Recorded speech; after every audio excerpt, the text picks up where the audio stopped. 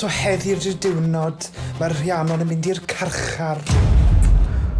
Sorry. Ti'n iawn, Cew? Hi, as it goes. Oh my god, right, dwi sôn o guilty. So basically, oedd wedi dechrau pan fi wedi briodi pwyll pendyfig dyfed, you might have heard of him.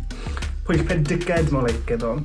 So, basically, cawsom ni babi, oh my gorgeous little baby boy. O fi wedi cael cwbl o girls draw, just some celebration bach. O fi wedi cael Dwynwen, Olwen, Gwenhwyfar, Goedwyn, a Jill. O fi wedi cael bit of seco, bit of sex in the city, just having a good time living life. Hanna fi wedi codi yn y bore, o fi just yn mynd i'r stafell y babi, just i check o arno fe, just gweld sut mae'n neud, just yn, you know, oh, my little baby boy's alright. Oh, a poof! They di mynd.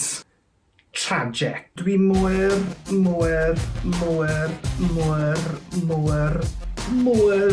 drist mae hwn di digwydd. Mae'n tragic. Ond mae hyn yn golygu bod mae'r attention yn cael ei cymryd i ffwrdd o fi. Lord, stop i cymryd lluniau o dy hun. Mae Rhiannon yn mynd i'r carchar. Ond nid hi yw'r unig un gyda'r problemau gweld. Mae lle di bod yn cico off gyda fi. Mae fe dweud bod dwi'n cheato arno fe gyda ffrind fi, Granw, ond y peth yw, mae Granw yn gei best friend fi, so dwi ddim yn gei. Dwi'n meddwl reswm fwyaf mae fe'n cico off gyda fi yw achos dwi ddim di bod yn plesio fi yn y bedroom department.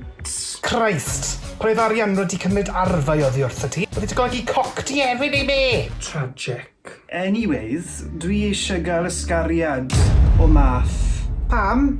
Yn anffodus, mae o'n cheato arna i gyda rhyw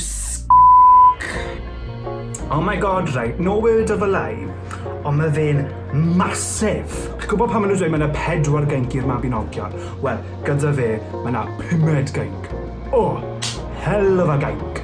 Oh, gainc a hanner. Sy'n ach, gwybod be, dwi hyd yn oed ddim yn gainc. Mae'n bongyff. Oh! Eid y bod mor rwyd. Wyt ti'n bwrw fi? Eid y bod y fi. Stop, bran.